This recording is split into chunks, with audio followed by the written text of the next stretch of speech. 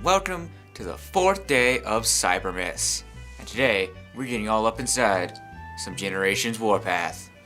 Now, I don't know which part of Generation this is from, but I know it's not from the past 3 years, so it has to be either Universe, or Classics, or one of those, I don't know.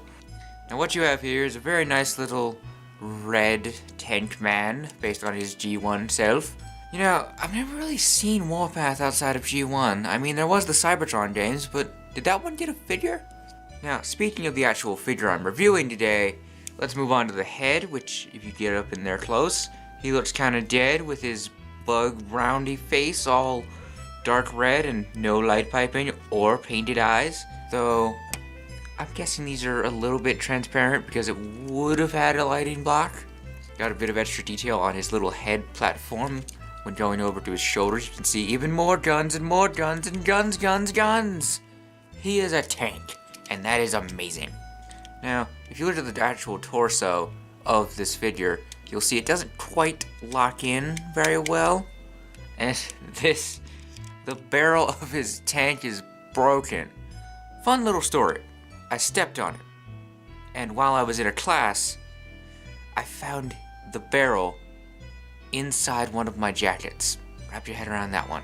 But anyway, let's shrink that back in, or else we won't be able to get the head out. Speaking of the head, it shrinks in there for transformation. We'll get to that. Moving on to the arms, they go outward, they go upward and backward and all aroundward. That's about it. They bend. These can go upward, but nothing else. Also, I know that they have to open for the hands to go in, but why are they so big? Why are these so big? I don't even see like the tread legs going that far in. Like, I don't see the reason for them being so big.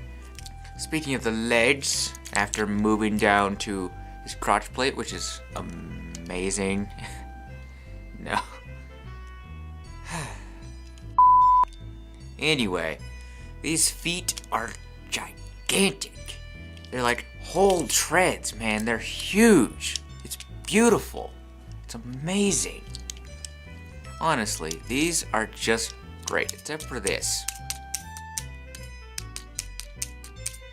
No way to lock him in? Nothing? Oh, okay.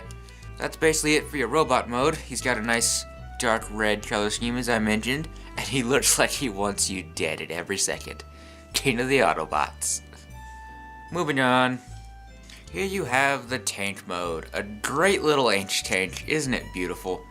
Have you noticed that the tank bots these days have usually been H-tanks?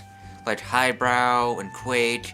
I guess Megatron still gets a regular tank, but it would be so cool to have a Warpath that's a real tank, not an H-tank. Ugh. So this tank mode looks great.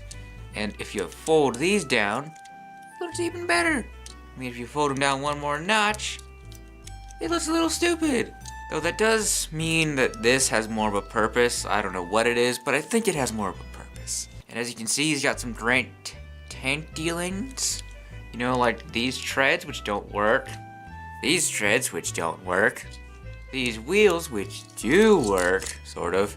And going on with the tank mode paint, you can see WOW 4K, or K, reading that wrong, or K490W for Kapow. Warpath fans, anybody? No.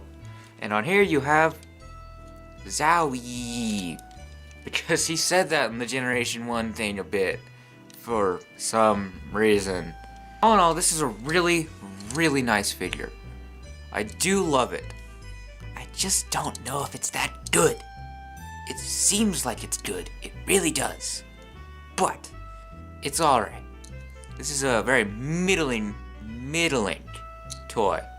But it is pretty cool if you loved Warpath as a kid, or saw him in the games and you didn't want to splurge for his stupid new design.